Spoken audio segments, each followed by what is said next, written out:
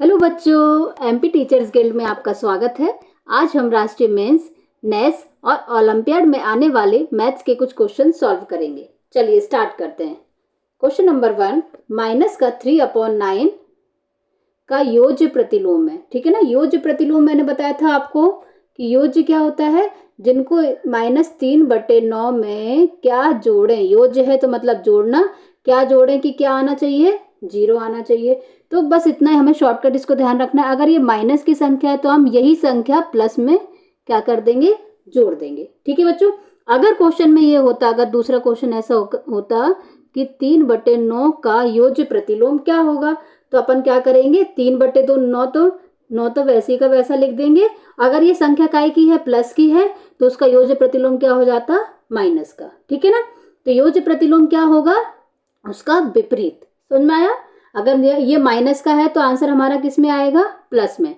और अगर क्वेश्चन में प्लस रहता, प्लस का हमसे पूछते, तो आंसर हमारा काय का रहता, माइनस का। मतलब कि दोनों को जोड़ के आंसर हमारा कितना आना चाहिए, 0 आना चाहिए। ठीक है। चलिए नेक्स्ट क्वेश्चन। दो परिमेय संख्याओं के मध्य परिमेय संख्या होती है। तो दो परिमेय संख्या के मध्य हमेशा याद रखना कितनी परिमेय संख्या होती है, असीमित। ठीक है। किन्हीं भी, जैसे यहाँ पे लिखा है 2/3, यहाँ पे लिखा है 3/4।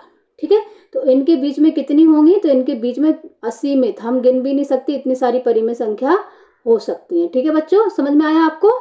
तो कभी भी क्वेश्चन आए कि दो परिमेय संख्याओं के मध्य में कितनी परिमेय संख्या होती है, तो असीमित। अगर ऑप्शन में लिखा हो अनंत, तो अनंत भी आंसर हो सकता है। ठीक है। जिन्हें गिना नहीं जा सकता। ठीक है। चलिए क्वेश्चन नंबर नेक्स्ट क्वेश्चन।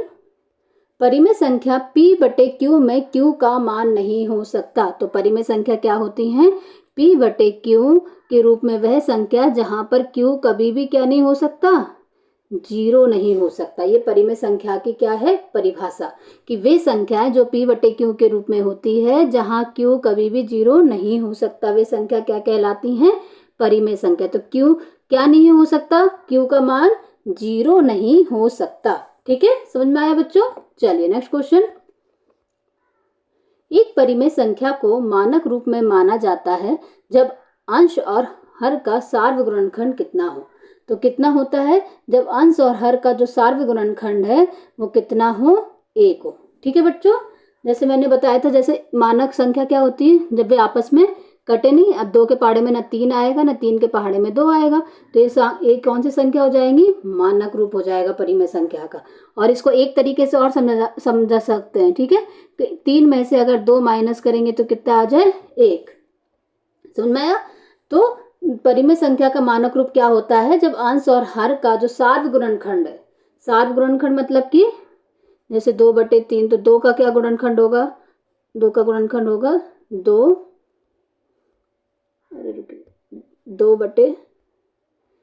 है जैसे। ठीक है। तो अगर इसका करेंगे तो कितना हो जाएगा, 2 गुणा 1 और बटे में 3 गुणा 1।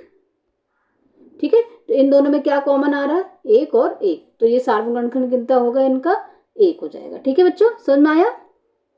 तो इसमें क्या हो जाएगा, उनका सार्वगुणनखंड कितना होता है, 1 होता है। ठीक है। चलिए नेक्स्ट क्वेश्चन।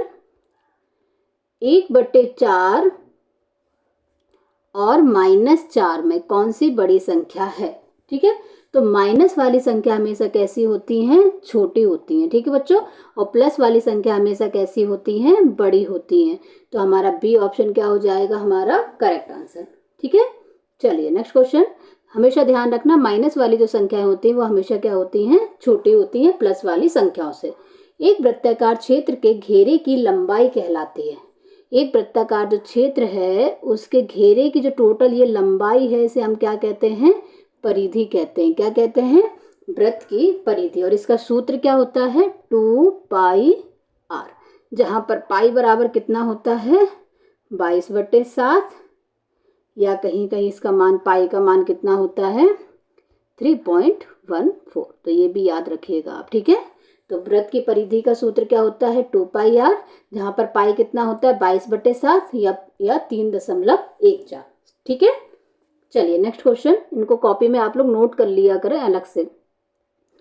वृत्ताकार तस्करी की परिधि होगी जिसकी त्रिज्या हमें 14 सेंटीमीटर दी है। तो अभी हमने देखा था परिधि का सूत्र, तो परिधि का सूत्र कितना रहेगा 2πr। तो बराबर देखो 2 की जगह 2, पाई का मान अभी मैंने बताया था कितना 22/7 और त्रिज्या हमको कितनी दी गई है यहाँ पर 14 सेंटीमीटर।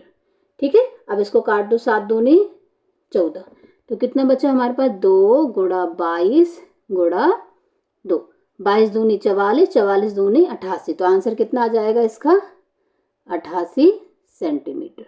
समझ में आया बच्चों? तो इसका ऑप्शन डी क्या हो जाएगा हमारा करेक्ट आंसर हो जाएगा। ठीक है, चलिए नेक्स्ट क्वेश्चन। एक पाइप का व्यास, व्यास मतलब बेटा क्या होता है, जैसे एक जे क्या है एक वृत्त है, तो ये पूरा जो आधा भाग जो इस वृत्त को आधा काट दे उसे हम क्या कहते हैं व्यास। क्या कहते हैं व्यास। अब व्यास जरूर नहीं ऐसा, ऐसा भी हो सकता है व्यास, ऐसा भी हो सकता है व्यास, ऐसा भी हो सकता है व्यास, मतलब कि जो एक वृत्त को 2 बराबर भागों में बांट दे उसे हम क्या कहते हैं व्यास कहते हैं। ठीक है, इतना शॉर्टकट इसको थोड़ा सा समझ के रखना अपने माइंड में। और त्रिज्या क्या होती है, तो त्रिज्या देखो ये है वृत्त का केंद्र, हमने यहीं से पूरा बनाया, तो यहाँ से वृत्त के केंद्र से उसकी परिधि पर जो लंबाई रेखा खींची गई ये क्या है वृत्त की त्रिज्या। ठीक है, वृत्त की त्रिज्या ऐसे भी हो सकती है, ऐसे भी हो सकती है, कितने मतलब कि केंद्र से परिधि पर खींची गई जो भी लंबाई है वो हम क्या कहलाती है हमारी त्रिज्या। ठीक है, तब एक चीज ध्यान रखो, देखो बच्चों ये वृत्त का केंद्र यहाँ से खींची गई, ये क्या हो गई हमारी त्रिज्या हो गई। मैंने बताया वृत्त के केंद्र से परिधि पर खींची गई जो रेखा है उसे हम क्या कहते हैं त्रिज्या। अब देखो ये एक त्रिज्या, अगर हम इसी वृत्त के केंद्र से अगर इधर भी एक त्रिज्या खींच दें, ये भी त्रिज्या है। ठीक है, तो ये दोनों त्रिज्या मिला के हम क्या हो सकता है हमारा, ये पूरी लाइन क्या होती है हमारा व्यास, पूरी लाइन क्या होगी तो व्यास। तो व्यास कितना हो जाएगा, व्यास को हम डी से इंडिकेट करते हैं। ठीक है, तो व्यास कितना हो जाएगा r प्लस r, देखो ऐसे सूत्र बनाते हैं ये देखो, तो d बराबर व्यास मतलब कितना हो गया हमारा 2r। समझ में आया। और अगर हम r निकालेंगे यहाँ से त्रिज्या बराबर कितना हो जाएगा d है ये, d मतलब व्यास और ये गुणा में है तो इधर आएगा तो किस में आ जाएगा भाग, मतलब त्रिज्या बराबर कितना होता है व्यास बटे 2।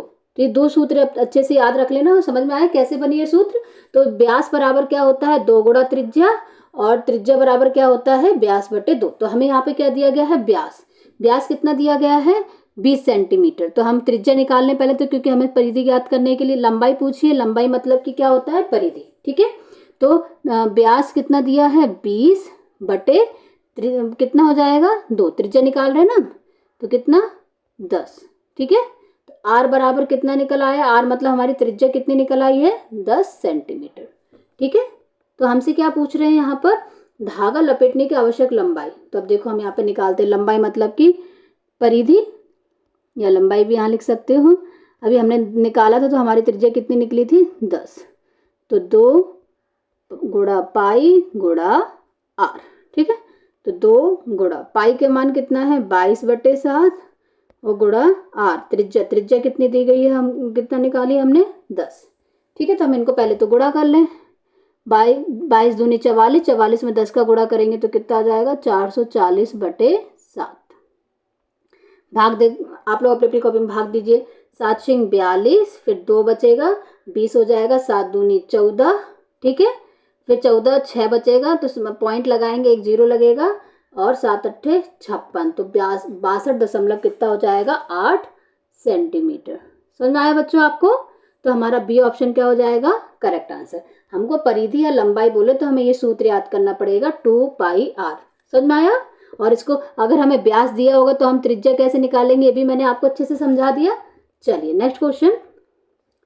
एक घड़ी की मिनट की सुई लगभग 15 सेंटीमीटर है।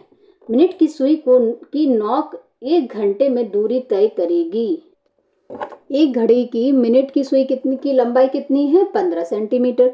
तो मिनट की सुई की नोक, अब देखो वो सुई की 1 घंटे मतलब कि पूरा एक चक्कर जैसे ये है, तो ये बोल रहे हैं कि जो सुई की जो रहती है उसकी लंबाई कितनी है 15 सेंटीमीटर। तो इसको पूरा 1 घंटे में, 1 घंटा तो यहीं तक होगा ना पूरा, तो मतलब यहाँ से पूरा एक चक्कर लगाने में कितनी दूरी तय करेगी अपन को इसको बताना है। तो अपन को इसकी क्या निकालना है परिधि निकालना है। तो परिधि का सूत्र कितना होता है 2 गुणा पाई गुणा आर। ठीक है, तो यहाँ पे हमें आर बराबर कितना दिया है, कितनी है उसकी सुई की लंबाई, 15 सेंटीमीटर। ठीक है, तो चलो निकालते हैं हम। 2 गुणा पाई का मान कितना, 22/7 गुणा आर, आर का मान कितना, 15। ठीक है, तो पहले हम ऊपर वालों को गुणा कर लें सबको। तो 2 का 22 से करेंगे 44, 44 का 15 से करेंगे तो, या तो फिर ऐसे कर लो 15 दूनी 30, और 30 का अगर 22 से करेंगे तो कितना हो जाएगा, 66। तो 660, ठीक है, 660 हो जाएगा गुणा करके, और बटे में 7, काटो इसको, कितना हो जाएगा, 7 9 63, फिर 3 बचेगा तो 30 हो जाएगा, 7 चौको 28, फिर 2 बचेगा तो फिर कितना हो जाएगा, 20 हो जाएगा, पॉइंट लगाएंगे तो 7 दूनी 14। ठीक है, और फिर 6 बचेगा तो फिर 7 लगाएंगे तो 7 8 56। इस तरह से हम कर लेंगे तो हमारा कितना आंसर निकलेगा, पॉइंट के 2 तक आंसर लिख देंगे। ठीक है ना, पॉइंट के 2 अंकों तक हम इसका क्या कर देंगे, आंसर निकाल लेंगे। तो हमारा आंसर कितना आ गया, 94.28 सेंटीमीटर। तो हमारा कौन सा ऑप्शन करेक्ट हो जाएगा, तो हमारा ऑप्शन ए क्या हो जाएगा, करेक्ट आंसर हो जाएगा। ठीक है बच्चों, चलिए नेक्स्ट क्वेश्चन। एक वर्गाकार प्लॉट का क्षेत्रफल 180 मीटर स्क्वायर हो तो इसकी एक भुजा होगी। तो वर्गाकार है, वर्ग के आकार का है, हमें क्या दिया गया है, क्षेत्रफल। तो वर्ग वृत्त का जो क्षेत्रफल है, वर्गाकार है यहाँ पर, तो वर्ग का जो क्षेत्रफल होता है वो क्या होता है, वर्ग का क्षेत्रफल बराबर कितना होता है, भुजा का वर्ग। ठीक है, अब हमको क्या दिया गया है, वर्ग का क्षेत्रफल, तो कितना है क्षेत्रफल, 121 मीटर स्क्वायर। ठीक है, कितना है, 121 मीटर स्क्वायर, और वर्ग की भुजा हमने वर्ग की भुजा का क्या होता है, ये स्क्वायर होता है। ठीक है, तो 121 किसका वर्ग होता है, 11 का, तो अपन ऐसे लिख देंगे 11 का स्क्वायर बराबर भुजा का वर्ग। ठीक है, वर्ग से वर्ग कट गए तो भुजा बराबर कितनी आ गई, तो भुजा बराबर 11 मीटर। ठीक है, समझ में आया आपको। तो भुजा का हमें क्या, वर्ग का हमें क्या दिया गया था, क्षेत्रफल। तो वर्ग का क्षेत्रफल क्या होता है, भुजा का स्क्वायर। तो वर्ग के क्षेत्रफल की जगह हमने 121 रख दिया। 121 किसका वर्ग होता है, तो 11 का। तो 11 स्क्वायर, वर्ग से वर्ग कट गए तो भुजा बराबर कितनी आ गई, 11 सेंटीमीटर। ठीक है बच्चों, चलिए नेक्स्ट क्वेश्चन। अब ये हमें वर्ग का क्षेत्रफल ज्ञात करने के लिए तो हमें है ना, वर्ग हमें याद होने चाहिए। हमें कम से कम 2 से लेकर 25 तक के वर्ग हमको क्या होने चाहिए, याद होने चाहिए। ठीक है बच्चों, तो कल आप लोग याद करके और इसको कमेंट बॉक्स में लिख के आप मुझे सेंड कर सकते हैं। ठीक है, चलिए नेक्स्ट क्वेश्चन। यदि एक आयताकार भूखंड का क्षेत्रफल तथा चौड़ाई कितनी है, 200 सेंटीमीटर है, तो उसकी लंबाई क्या होगी। तो कैसा है भूखंड, आयताकार, तो लिखेंगे आयत का क्षेत्रफल कितना होता है, लंबाई गुणा चौड़ाई। ठीक है, तो क्षेत्रफल हमको कितना दिया गया है, 500 दिया गया है, बराबर लंबाई हमें क्या, हमें क्षेत्रफल कितना दिया गया है, 50 दिया गया, 50 दिया गया। ठीक है ना, जीरो नहीं है। और हमको क्या चौड़ाई दी है, लंबाई हमको निकालनी है, तो लंबाई गुणा चौड़ाई की जगह कितना लिख देंगे, 200 सेंटीमीटर। ठीक है, तो अब देखिए हम लंबाई निकालेंगे, गुणा में है तो काय में आएगा, भाग में आ जाएगा। तो आयत का जो 50 लिखा था यहाँ पर, बटे में ये कितना हो जाएगा, 200 हो जाएगा। ठीक है, बराबर क्या हो जाएगा, लंबाई, एक जीरो से एक जीरो काट देंगे तो कितना बचेगा, 5/20, तो कितना 5 एकम 5 और ये 4 बराबर लंबाई, तो 1/4 क्या आ जाएगी, लंबाई आ जाएगी। ठीक है बच्चों, तो यहाँ पर कौन सा ऑप्शन है, तो ऑप्शन यहाँ पे देखो, ए ऑप्शन में गलत है, यहाँ पे 1/4 मीटर होगा। ठीक है, तो ए ऑप्शन हमारा क्या हो जाएगा, करेक्ट आंसर हो जाएगा। ठीक है, चलिए नेक्स्ट क्वेश्चन।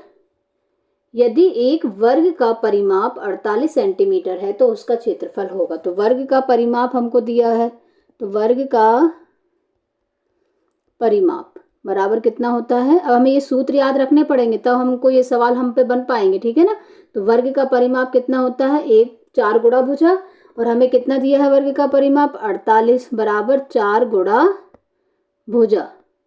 ठीक है, ये 4 गुणा में है, ये 4 जो गुणा में इधर आएगा तो काय में आएगा, भाग में। भाग करेंगे तो कितना हो जाएगा, 4 एकम 4, 4 दूनी 8। तो मतलब भुजा बराबर कितना आ गया हमारा, 12 सेंटीमीटर। ठीक है, अब हमें क्या निकालना है, उसका क्षेत्रफल। क्षेत्रफल क्या होता है, अभी हमने देखा था वर्ग का जो क्षेत्रफल है वो क्या होता है, वर्ग का क्षेत्रफल क्या होता है, भुजा गुणा या भुजा का वर्ग, या भुजा गुणा भुजा भी बोल सकते हैं। ठीक है, तो अभी हमें क्षेत्रफल बराबर भुजा भी हमने देखी थी, कितनी निकली थी हमारी, 12 सेंटीमीटर। तो 12 का वर्ग, 12 का वर्ग कितना होता है, 144, और सेंटीमीटर का क्या हो जाएगा, वर्ग। तो हमारा वर्ग का क्षेत्रफल कितना निकल के आ गया, 144 सेंटीमीटर स्क्वायर। ठीक है बच्चों, तो हमारा सी ऑप्शन क्या हो जाएगा, करेक्ट आंसर हो जाएगा। चलिए नेक्स्ट क्वेश्चन। 40 सेंटीमीटर लंबे और 20 सेंटीमीटर चौड़े आयत के आकार को चौड़ाई के अनुदिश मोड़कर नए वर्ग की भुजा होगी। अपन को इसको बताना है। ठीक है, कितने आयत के आकार के चौड़ाई के अनुदिश मोड़कर कितने वर्ग की, मतलब नए वर्ग की भुजा। तो पहले तो हम क्या कर लें, कितना, 2 गुणा, तो क्या होगी, 2 गुणा लंबाई प्लस चौड़ाई। ठीक है, तो लंबाई प्लस चौड़ाई निकाल ले। 2 गुणा लंबाई हमको कितनी दी गई है, 40, और चौड़ाई कितनी दी गई है, 20। तो 2 गुणा 40 प्लस 20 बराबर कितना हो जाएगा, 60। बराबर कितना हो गया, 60 दूनी 120। ठीक है, अभी तो हमारा क्या हो गया, आयत का हो गया। अब हमसे क्या पूछ रहे हैं, चौड़ाई के अनुदिश मोड़कर नए वर्ग की भुजा। तो नए वर्ग की भुजा कितनी होगी, तो हम देख लेंगे। वर्ग की भुजा, वर्ग क्या होता है, वर्ग का परिमाप 4 गुणा भुजा होता है। ठीक है, ये किसके बराबर हो जाएगी, क्योंकि हमने अभी आयत के उसको बराबर करना है, तो 120 अभी आयत का परिमाप आया था। तो भुजा कितनी हो जाएगी, तो भुजा बराबर 120 भाग कितना, ये गुणा में है तो काय में आएगा, भाग में। तो 4 से काटेंगे, 4 तिया 12 और 0, तो भुजा कितनी हो जाएगी, तो भुजा हमारी हो जाएगी 30 सेंटीमीटर। तो इस प्रकार के क्वेश्चन थोड़ा सा ध्यान में रखना कि अगर बोला जाए ना कि नए, देखो आयत से वर्ग बनाए जा रहे, तो इस प्रकार से इसको करेंगे। तो हमारा आंसर भुजा कितनी आ गई है, तो हमारी भुजा आ गई है डी, 30 सेंटीमीटर। ठीक है बच्चों, चलिए नेक्स्ट क्वेश्चन। 6 सेंटीमीटर और 4 सेंटीमीटर आयत में से 1 सेंटीमीटर भुजा का वर्ग किनारे से कम करने पर उसका परिमाप हो जाएगा। ठीक है, तो उसका पहले तो हम पूरे का इसका परिमाप निकाल लें, इसका पूरे का परिमाप, फिर इस वाले जो परिमाप है उसको क्या कर देंगे, घटा देंगे, तो बाकी का सब ये आ जाएगा ना। तो देखो हम पहले कर लेते हैं। ठीक है, पहले इसको करेंगे तो कितना आएगा इसका,